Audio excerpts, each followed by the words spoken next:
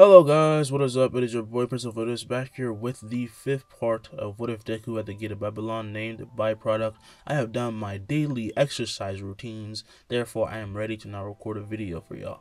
Also, it's quiet in the house. Also, I did make a post about Tobirama. Go check that out. I do not like how everyone's slandering Tobirama. Like, literally everyone in Konoha is Asian. Please shut up. Like, it's not funny no more. Like, it's just not funny. Uchiha literally killed his friend. Like, they were in a war. They were kids. I just don't like that opinion. Alright, don't forget to like and subscribe, hit the notification bell to stay up to date on all of my future videos. And, yeah, without any further ado, let's begin with the recap. The police reached Kamo, where they found Izuku, and this is caught on the news, but the villains that were, trapped by him turned out to be fake, except for All For One. However, this changes things, with Izuku attending a conference and changing Hero Society by getting over a defensive item. This earns him millions, giving him enough to buy a new house for him and his mom, right as he has to go to the dorms. And during their time there, they train for the provisional license exams, then they go take it, they all pass, and then All Might goes to talk with All For One, who tells him a horrifying truth. The students meanwhile get back to school and are later introduced to the Big Three and fight Miro, as Izuku actually has to try and beat someone for once, since, well, nothing can actually touch him. It just can't touch him, even his chains. And their fight ends in a sort of draw. Hours later, after the Big Three had left, school would soon end, and everyone returns to the dorms with Izuku heading to his room. When he's called and picked up, he picks up his phone and he sees that it's the Hero Association, and he would then answer. "What's wrong?" The president would then speak. "I would like for you to come meet me. I already told Nezu in advance." "Okay, tonight?" "Yes, it won't take very long, don't worry." Izuku would then hang up, and Kaminari would then come up and bump into him. How's it feel to be a part-time businessman? Following behind, the boys would be heading to their dorms as well, and Izuku would then say it's easier than he thought it'd be. "Only you would say something that ridiculous. I mean, I'm personally glad I don't have to deal with such things. It would ruin my studies," said Ida. "Yeah, but they're surprisingly lenient," Izuku said. "When I become a hero, they're definitely not gonna stop getting on my nerves though." Sounds like a nightmare. Now we're gonna have a time skip. The next day, it would be Saturday, with Izuku heading to Night Eye's agency, as he would walk out of the dorm saying goodbye to those who have woken up, brushing their teeth, eating breakfast, and he would then see Bakugo and Todoroki up ahead at the gates. "You guys going to your agencies?" he asked. Turning back, they see him and let him catch up, saying, "Yeah, I figured I'd just go back to my dad. I need to make that Gene bastard get off my back somehow." "You're just going with the same guy, right?" "Yep, but I have a weird feeling that something bad's gonna happen," Izuku said. And he would be right, as we then cut to him in Nanai's office, with the hero poking his head over and over. "If you're gonna work here, you need to show a goddamn smile." Bubble Girl and Mirio would be present, not knowing how to help Izuku, and he would then say, "Should not only smile when civilians need to know that they're safe around me." As he froze, the hero would then stand up straight, fixing his glasses. Crude. What is he, a child? Izuku thought. Walking to his desk, the hero asked for his form, which he would then give, and then Night Eye stamps. "We'll work on your humor later." "Yes, sir," Izuku says, with him now having a wide smile, and Bubble Girl would then say he seems really excited to work. "You can say that." "Welcome to the team officially, Midoriya," Miro said. "I have a job for you already," said Night Eye. "Good to have you." "Thank you, sir." So for that day, Izuku would then join in on a little operation, and then the next, he and Lemillion would then go patrolling the streets for a certain Yakuza member, and Night Eye is doing the same with Bubble Girl. As they walk the streets, however, someone bumps into Izuku's auto defense, as he then turns to see a girl, as does Mirio. "Sorry about that," Gilgamesh said, but then kneeling down, as he said that the shield was automatic and out of his control. It's okay." "What's with those bandages?" Gilgamesh and Lemillion thought. "Shame on you, Yuri, causing trouble for these heroes." Looking down the alley, the three would then see Chisaki, who would then walk up saying, "Let's go home." Holding on tight to Gilgamesh, however, Yuri would then whisper for him to not let her go, with tears coming out, and Chisaki would be apologizing for his daughter. "Why did I have to meet this kid here?" Chisaki thought. "We're the ones who should apologize, sir," Lemillion said. "It's nothing." With a smile, Gilgamesh would then nod as he then hands Eri something, and this would be an Aegis cube, which pricks Eri, and yet she doesn't notice. "Grip it tight," Gilgamesh whispers, with Eri then looking up to see a young hero trying to put on a facade for her, and getting out from his arms, she apologizes, and taking out his staff, Izuku would then tap her on the head, and she is covered by golden light. She feels her wounds close. "She must have had quite the accident, huh?" Gilgamesh said. "That should be good enough." With a nod, Chisaki would then take her and walk off, with Lemillion then breathing a sigh of relief. But also, he's clearly kind of distraught. "It sounds like these I wish you had some lie detector item." "Yeah, can't have everything. Don't worry though, she'll be fine. Let's go." With a nod, they take off while we follow Chisaki as he walks into his base, handing Eri to Kurono as they walk down the underground hall and come across a henchman. "Sorry about that, boss. I looked off for a second and she..." Before he can finish his words, one scratch from Shisaki would then spray his blood onto the walls, with his innards being splattered all over, and Eri then clenched on tightly to that cube given to her while closing her eyes in fear. Clean that up. Yes, sir, Kurono said.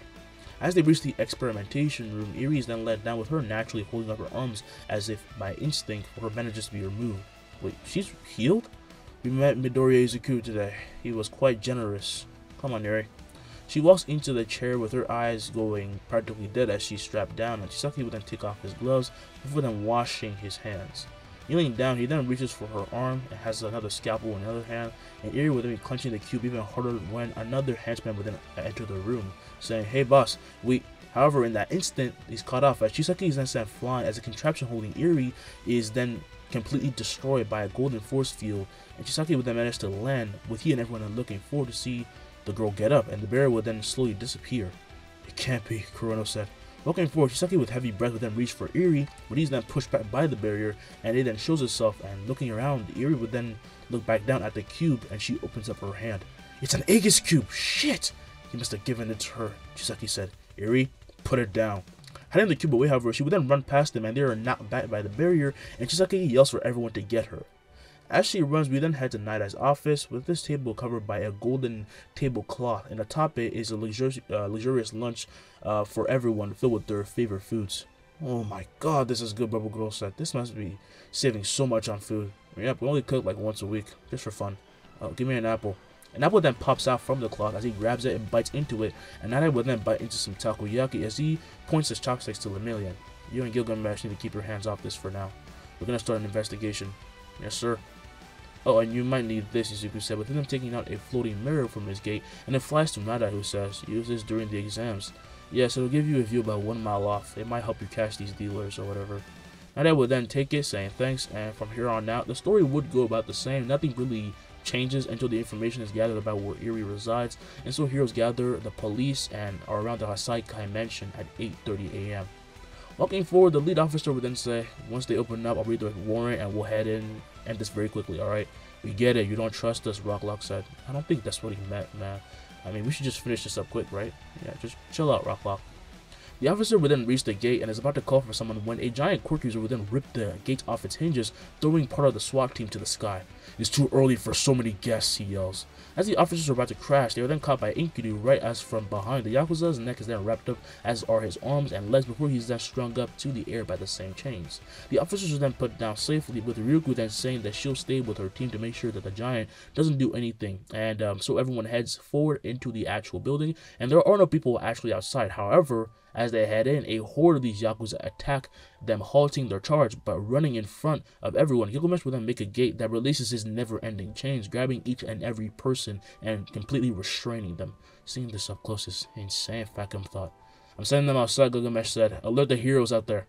Night Eye would then tell part of the SWAT team to head back, and they do, with the confused Yakuza being pulled into the gate and being released out the other end, and then being ambushed by the police, Ryuko, Ureviti, Frappi, and Nejire-chan. I really can't believe she literally named herself Nejire-chan as a freaking hero name. Whatever. So, making it to the hidden doorway that is opened by Night Eye, the others are then snuck by 3 Yakuza, waiting for them, and they are then restrained by chains, right as everyone then sees that knife, one of their knives, near Izuku's face, and then they are thrown over the heads of everyone, and Centipede will then catch and restrain them, while their croaks are cancelled by Aizawa.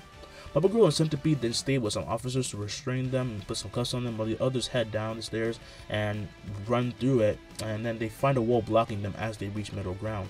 Mirror would then permeate through it and see what's on the other end, and pulling back his head, he then says that they're clear, before he then does a full swing with his foot and just rips the wall apart with a full howling, and then he runs up ahead. That second quirk's really gonna come in handy. Damn, Jesus, he broke through that thing like it was nothing. As they move forward, Bubble Girl and Centipede have already rejoined with everyone, but Miro does say to stop as he then finds a twisting, just like destroyed corridor that has no shape. It's just messed up. That ain't Chisaki, said the lead officer. This isn't his shtick. Someone used their quirk-enhancing drug then, said Gilgamesh. It's gotta be Inaraka? He calls himself Mimic. This place just became a labyrinth then. Gilgamesh, you have an item for this? Unfortunately, no. We'll just have to manage. As he says this, Miro would then say he'll go on ahead, and he faces through a wall and runs off, while Sun Eater begins to panic, but Fat Gum would then bring him back to focus. We'll be fine. As he said this though, the ground below them is taken away as they fall, leaving behind part of their team atop while they land on a new area below. But luckily the heroes protected the officers, with them then looking around and making sure they were safe. And looking up, they saw the path above closing, but taking to the skies, Izuku would then unleash his drill sword as he grips it and thrusts, releasing a violent whirlwind that blows through the cement, and he comes to see the others above. "Gilgamesh, go!" yells Night Eye. Looking down, Gilgamesh would then see him nod, and he did the same, and he then told the officers to be careful before then flying off, releasing another whirlwind and taking a path of his own. While doing so, he then thought, if she used it correctly, then I doubt that they can even touch her. Their only option is to trap her, since she can't really do much by herself anyway. He would then go and let go of the blade, which then fades as down the hole he flies. Everything begins to fold towards him with the intention of crushing the young hero, but catching the approaching walls, Izuku will then begin to grunt as he keeps the pressure at bay. "At least you know who's your biggest threat, but you shouldn't be trying to stop me." With these words, he screams, pushing the walls away and releasing a golden blast of energy as his armor glows, and he flies down, swerving at every corner after corner with incredible speed, thinking, "You should be warning your top honcho."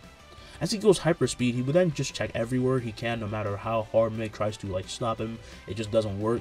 But a massive way is then made as all the cement is then risen into a dome. And looking around, Gilgamesh found himself in a wide area, went from the sides in, then walk high ends after high ends, whether they have wings or any particular outstanding features.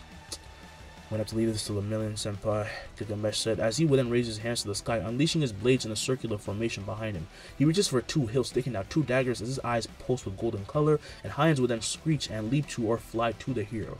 However, with the spin, Gilgamesh would then shred them while jumping up and getting to the ceiling. He would then let go of the weapon, switching to a scythe, which he then throws and spins. It would spin around, going through many of these creatures, weakening them, while he would then just crash to the floor, releasing a shockwave that blows them away, saying, "Special move, King's Arsenal." That was the name of the special move. From above, more of these creatures would then fall to him in a horde, but he takes out his drill blade again and thrusts, shredding them apart with wind, while we cut to Mirio making his way through this labyrinth. Since Mimic cannot stop him, Mirio actually reaches Shigaraki as he and Kurono will surround a terrified Eri, protected by Gilgamesh's cube. Hearing the footsteps of the hero into the room, they would then turn, when in the blink of an eye, he appears before surprised Eri, scooping her up just as they turn back. "She doesn't want you bothering her," he said, with him then exploding with lightning as he flashes past them, and delayed impacts will then knock him back, with Mirio having gone literally through their torsos with violent power while also not going through them at the same time. It's a weird but awesome move. Read the manga, you'll see what I mean, or watch the anime if you want the action. And he names this, of course, Phantom Menace. Falling to the floor, Kurono would cough up excessively, a lot of blood. Ochaki would then touch the floor with his gloves being blown away. "Watch out," Eri said, just as the slabs of cement then turned to spikes that would pierce Mirio. But raising Eri to the sky, he permeates through this with ease, surprising the man. Right as Lemillion would then leap up to the ceiling and come back down with a kick as he slams Shisaki's face into the floor, cratering it about 6 feet deep. It's a lot of damage. Going to grab Lemillion's leg though, he intends to blow it up, but goes through him as Mirio would then pull back his leg before then swinging at him again and kicking him in the stomach, sending him slamming into a wall while he pulled Eri in close. "Don't worry, I'm gonna get you out of here." Feeling how warm this person is, Eri is kind of reminded of Gilgamesh, but that thought is broken by Chisaki, who begins to get up, frightening her with his threats. "People get hurt when you don't just listen to me." Closing her ears, Eri tries to stop hearing him, like he's extremely traumatized. Angry Mirio, who says to shut up. "You don't have to talk about this stuff, scumbag. Look at you." Drop the cube. And in a satisfying moment, from below comes Gilgamesh, who slams a massive uppercut to Chisaki, who slams to the ceiling with his eyes going blank. "I'm gonna need you to shut up, sir." As he starts falling down, Chisaki is then caught up by the chains of Enkidu as he struggles in and out of consciousness, and also just to struggle out in general. And as Kurono is about to wake up, his face is then stomped in by Gilgamesh's golden boot. Sorry for being late. Noticing the amount of purple, liquid blood that's covering Gilgamesh, Lemillion would then say not to worry about it. "You must have had a lot on your plate." Walking over, the young hero would then take a closer look at Eri and smile, saying, "You did great." And feeling so happy at being told this, that it was over, for holding out for so long, she legit kind of cried, just simply nodding, it finally was over. And this is when Chisaki started to speak again, but Gilgamesh told Lemillion to go on ahead. "I'll take care of him." With a nod, he runs off, carefully phasing through the spikes, while Gilga would then face Chisaki, who said, "You don't know how to use her like me. Your heroes and your syndrome. I was trying to..." Shut up. calling out Dainzo. Gilgamesh would then get closer as the man was lowered, and with a cross slash, the hero would then make the weapon fade, as the gangster would then hear a violent gush, and with shaking breath, he slowly turns to see his left hand was cut off, as was his right. The pain would finally hit him as he's about to scream, when his mouth is then kept shut by Gilgamesh, saying, "I said shut up. She needs her rest." This kid's a hero? What kind of... He looks like he would kill me on the spot. He's extremely terrified, obviously. Serves him right. We then fade to black. So the other Yakuza was taken care of by the others, much like in the original. When showing the Yakuza's hands were cut off, the heroes and police were quite surprised by how cutthroat Gilgamesh is, but also he couldn't use his quirk anymore, and his hands could be healed by him later anyway, so it's fine. Eri is then put in a hospital, as is Tanajiki, Kirishima, and Fat Gum. And walking into their hospital room, Izuku will then enter with Aizawa. "How you doing?" Izuku asks.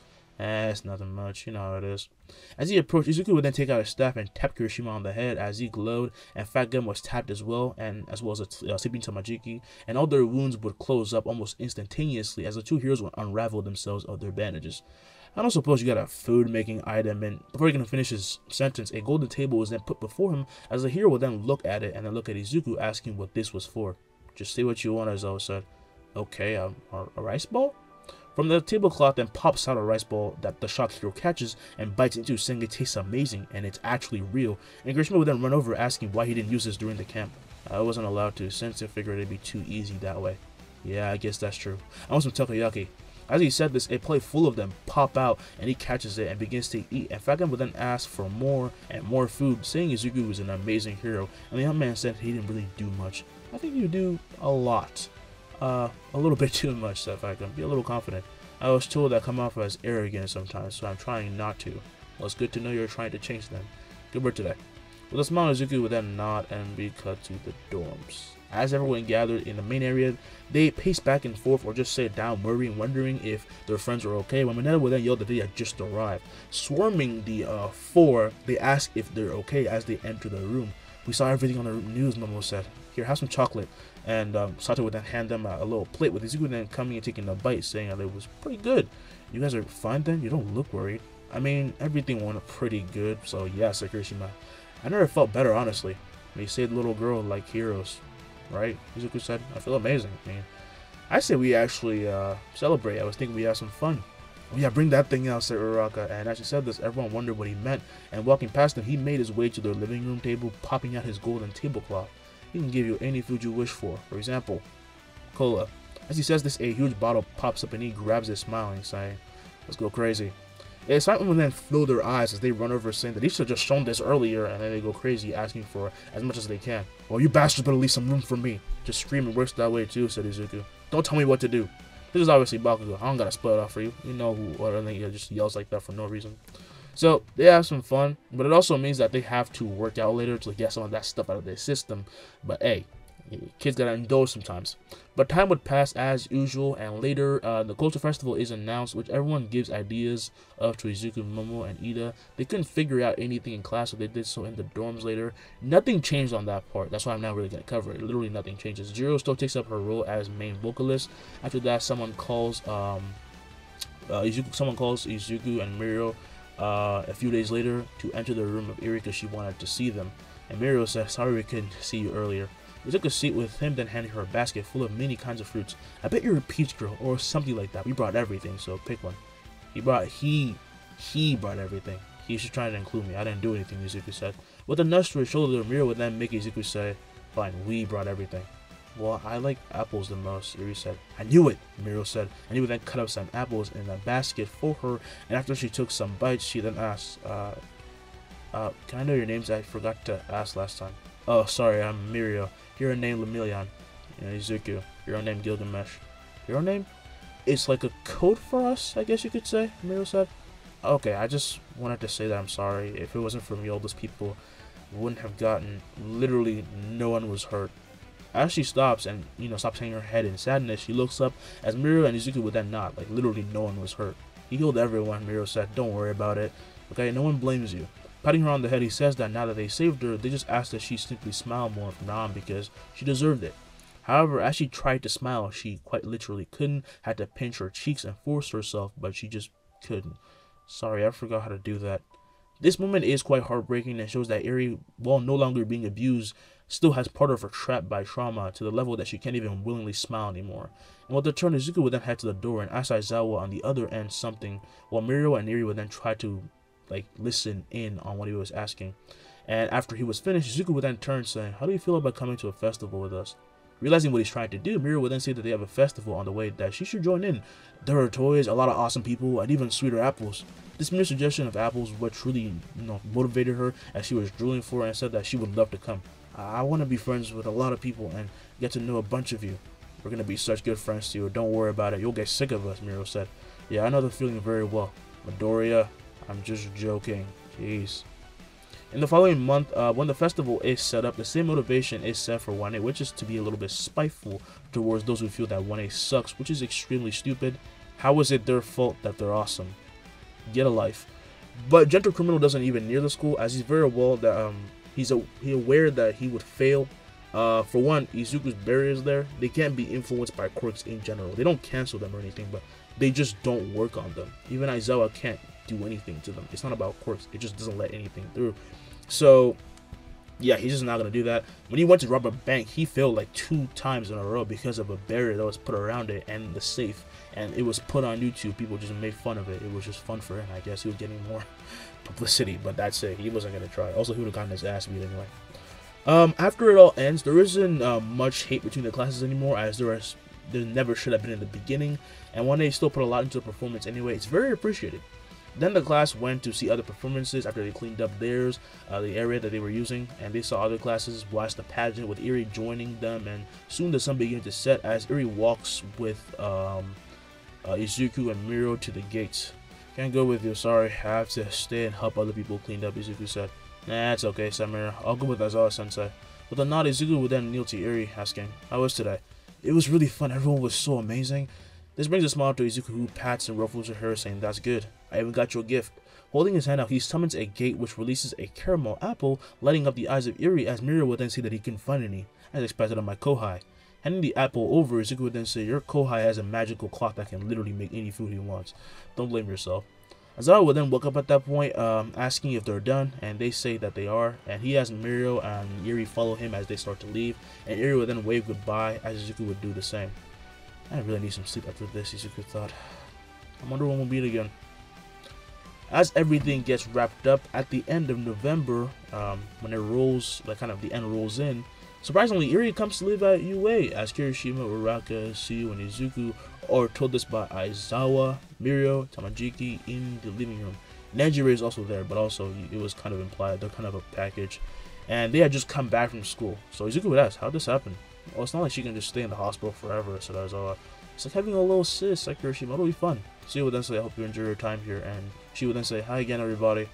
As they welcome her in a moment later, Aizawa would then call out to his students, and they are told about Eri's situation, which is pretty messed up, but that's why they're taking her in at all, because no one else will have her. Also, her grandpa is effectively dead. Well, honestly, she's better here than the foster care system, said Uraka. But if she can't control her quirk, that's definitely going to be an issue, right, Asuyu? I don't suppose you have an item for that, do you? Aizawa asked. Shaking his head, Izuku would then say that unfortunately, no. You said her powers are way too specific for them to be restrained. My inventory... She can rewind objects and people, right? I said that one nods. Izuku would just try to think about it more, but he just can't really find anything.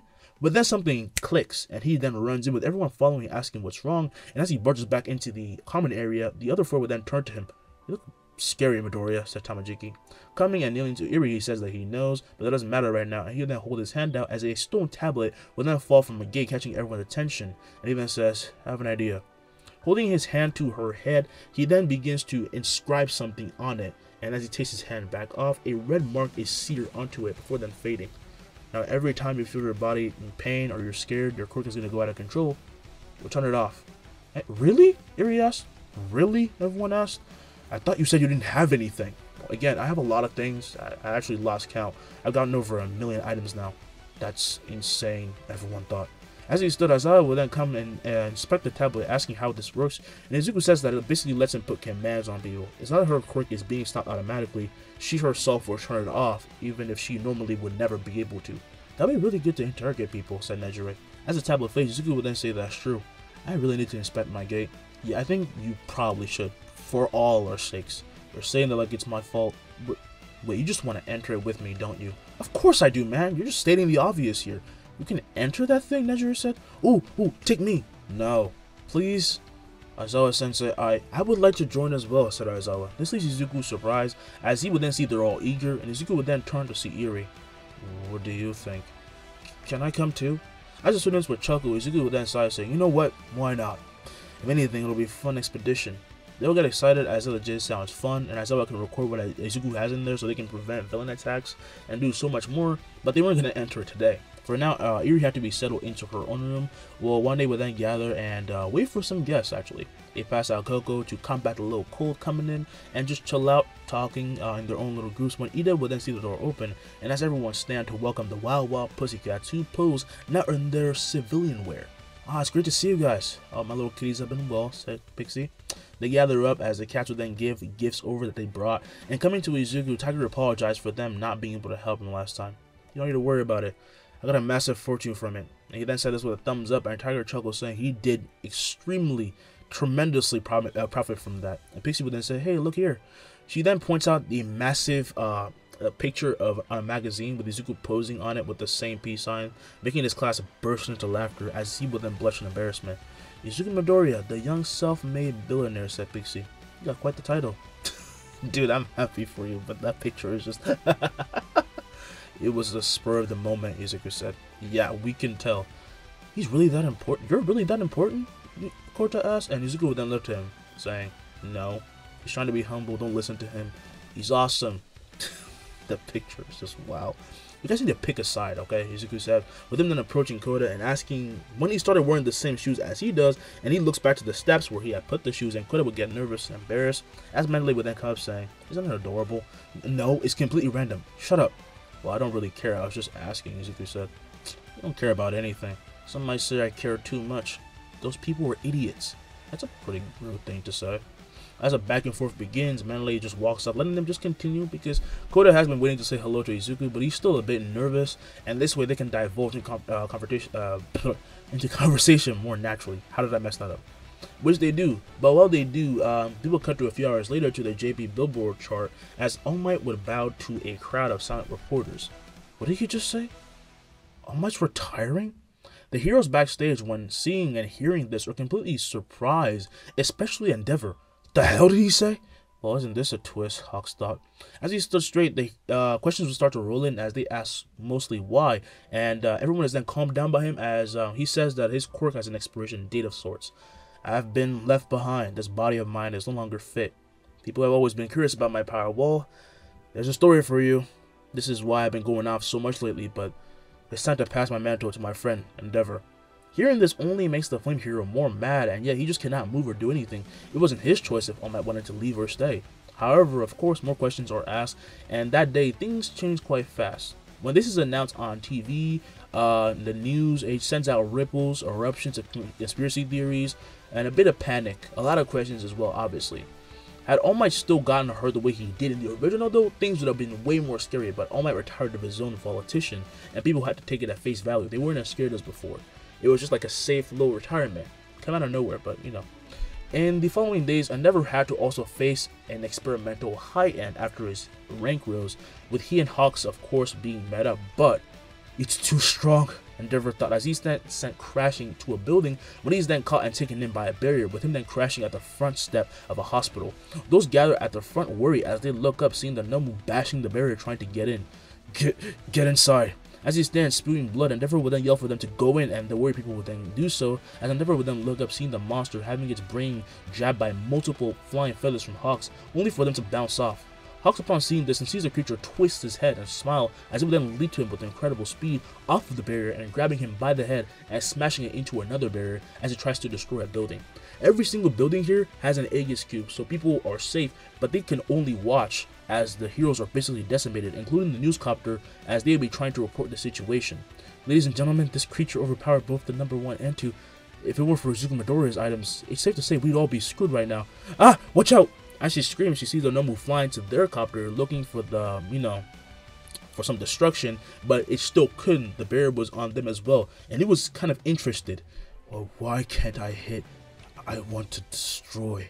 The driver in fear would then ride off as the creature flies to him and extends his hand, but upon hitting the barrier, its arms would snap back and shred from the impact, making it scream as it retracts its arm and would shriek to the skies. But then from below, he's hit by a flaming punch. This sends it flying as it pierces the clouds, and from the domes of Wane, the class would watch as the two would clash, with a present Eri having her eyes covered by Izuku as she sits on his lap. Is he gonna be okay? She asks. I don't know, said Izuku. Looking at Todoroki, Izuku notices, much like everyone else, how worried he is for his father, and Aizawa would then run in with All Might and 13 at that moment. The students turn to see him, and Aizawa would then ask, "Can I borrow something?" Moments later, we see Aizawa flying through the sky at hypersonic speed in Vimana as he rides towards the city that was, having this incident. Okay, I have control. Okay, deploy cannons. A cannon would then sprout with a control panel rising before him, and also Izuku can make the ship do whatever he wants because he's its original owner, but Aizawa needs to fire its weapons at will while it flies on autopilot, which Izuku has set it to. And very soon he reaches the city with the newscopter taking notice of him, gliding down towards Endeavor as he's being dragged away by Hawks, while the Nobu just goes around trying to destroy everything in sight and fails horribly. It still cracks the roads though. However, as a wind brushes past them, they look up to see a ship hovering as it fires a light beam to the Nobu that barely turns back, avoiding it, while the beam would then pierce and blow away a whole cloud formation. And obviously seeing the strong opponent, it flies back at Hawks and Endeavor in their area, and having gotten on the ship, Endeavor and Hawks are now safe, while Aizawa would then fire beam after beam, keeping the creature at bay, while he would then ride away, and then he takes out Izuku's staff, which he hands to Hawks, tap him on the head, and then do the same for yourself. Aren't these that kid's items? Hawks would say as he would then tap Endeavor on the head, and he glows with the golden color as his injuries begin to close up, and the dazed Hawks would then tap his own head, starting to regenerate before smiling. How you feeling, number one? I really need to thank that kid later. As he said this, Aizawa would then tell them that the Nomu was coming after him, and he was really close, and he fires a beam that it dodges, but coming from the front, but coming from the front, Endeavor would then put him in a headlock and begin to explode with flames. I'm gonna burn you to a crisp. As the creature screams, it extends its arms back and uses them to stab into the hero's side, and Deku doesn't give up and would jab his hands into its brain as he screams, and the camera stays on the scene as Endeavor will begin to spew blood from the massive internal damage, but for a moment his flames would go blue as he splits the creature right down in half and completely destroys it, creating this massive shockwave while he burns it up. Endeavor then begins to fall, but flying to him, Hawks would then catch him with his feathers as he himself would tap him on the head again, and he would then slowly start to heal. The battle is finished, folks. It's over, said the reporter. As the corpse of the Nobu falls to the floor, Aizawa would then pierce it with a light beam just for safe measure as people slowly walk out of the barriers, while the three would then land down, and upon doing so, their ship would then fade, as does the staff, dropping Aizawa to the ground. And he would then he would just breathe a sigh of relief, like this is finally over. That was amazing. Thank you, Endeavor. Isn't that a racer head? As he stands though straight, Endeavor would think back to All Might's resignation at that moment. And when he was on the come up, he didn't know what to say, so he didn't at that time at the awards. But at this moment, he relits his flames and clenches his fist. I may have needed a lot of help, but I've only just started. So watch me. I'll show you I'm worthy of this title, number one. As they hear this, they roar with excitement and passion. It's honestly just good to know everything got figured out in the end, because back at the dorm is breathing a sigh of relief. Todoroki would just hold his hands over his mouth as everyone comforts him. It is so good to know that, they're not going to have their number one almost die. And there's like, man, that was close. You're telling me, Todoroki said, I don't even want to think about what would happen if Sensei didn't make it in time. Yeah, don't think about it. The alternative is horrible. I really need to distribute more items. As he said this, Izuku would then stand handing Eri to All Might as he took out his phone and headed to his room, and he gave a call to the president of the Hero Association, and as she picks up, she asks, I assume you saw the news. Thank you for the help. You'll be very well compensated. I don't care. I want to release another product. Hearing this, the president would then get serious, asking, does it involve that staff? No, this is strictly for heroes, not really healing base. I'll head over.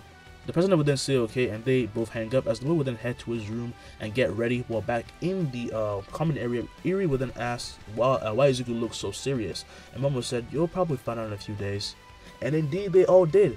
The very same mark put on Eri's head was turned into a product called seals. On parchment, Izuku would inscribe mystic kills that when used on the heroes would massively reinforce their bodies and also just make them do things that they would never be able to do otherwise, like increasing the firepower of their own quirk without any drawbacks, mind you. They could just tell themselves to be a little bit more powerful and it will work. The effects last for about 3 minutes. Unfortunately, Izuku still made it so just like not anyone could use them, but in just 2 days, this began to spread, only making Izuku more and more known and keeping the society from losing its foundation. Meanwhile, on another school day, a few days later, one day with the orders of Izuku started to leave class, heading for the locker rooms. It's been a while, huh? Yeah, we haven't had an exercise since like the lodges, right? Yeah, I'm getting hyped up. Then I'll be happy to learn it's a combat exercise, Momo said. Yeah, don't go berserk, Bakugo, said Izuku. Don't tell me what to do. No. Typical. After changing into some new clothes, everyone would then make their way out, with Izuku now wearing the attire of Caster Gilgamesh and having a giant axe at his hand, and they walk into Ground Gamma with the cold washing over the area. Midoriya, aren't you cold? Mina asked. I'll be heating function, Izuku said. I'm more surprised that I made it through summer with my armor. I feel the same, Aoyama said. I think we both went over style, over comfort, but it's ironic that you're wearing this when it's this cold. What can I say? I'm a weird guy. Oh, I know, Midoriya. Or do you like Gilgamesh? Looking forward, they heard the voice of Monoma, as with a scream he says, it's time to settle the score. I prefer Gilgamesh right now. I've been waiting for this, said Tatsu. I tempered this body to the maximum, Gilgamesh, and you'll still be cut. I'm raving as usual. You're not technically wrong about that. As expected. Of course you're arrogant, Midoriya, said Monoma, but then pulling out a sheet, holding a survey that he took about the Classics Culture Festival performance on who was more liked, and grabbing it, Kirishima would then check it out, surprised. For real? Well, it's only slightly, like, above us, said Jiro. Isn't that guy, like, way too spiteful, said Hakure? As Monoma keeps going off the hinges, he's then restrained by Aizawa, as he and Viking would make an entrance, saying to chill the hell out. You have a guest. Oh, some fresh meat, Bakugo said. Where he at? I hope it's a girl, Kaminari thought. Making his way to the platoon, the platform, whatever, Shinso would then arrive, completely surprising everyone as he's introduced, and they start to ask a bunch of questions like, is he wearing Aizawa's binding cloth right now, and what was the mask he had on for? And he was soon allowed to introduce himself when he says, I had several encounters with many of you during the festival, but don't think this makes us close. To me, you're all obstacles. I'm doing everything I can to catch up and become a hero. He reminds me of pre-festival Todoroki, said Sero. Really? Todoroki asked. Kind of, Izuku said. But that's quite the declaration. You sure you can back it up? Now sounding more serious, he faced down Shinso, who with a nervous sweat said, I'm willing to try my best. He's lucky he's a newbie, so that guy might actually go easy on him, thought Tokage. Lucky. Honestly, I feel bad for anyone who has to fight him, one B unanimously thought. However, how do you think the fights will play out? Because I ain't going to cover them. So you're going to have to think of them by yourself. I'm telling you this in advance. I don't hate the art, but I'm just not going to cover it. I will say the same thing in the next part. I just don't hate I don't want to cover it. But how will these new products also change the world of heroes? Find out in the next part of My Hero Academia. It's been your boy. Peace. I'm gone. Hope you enjoyed.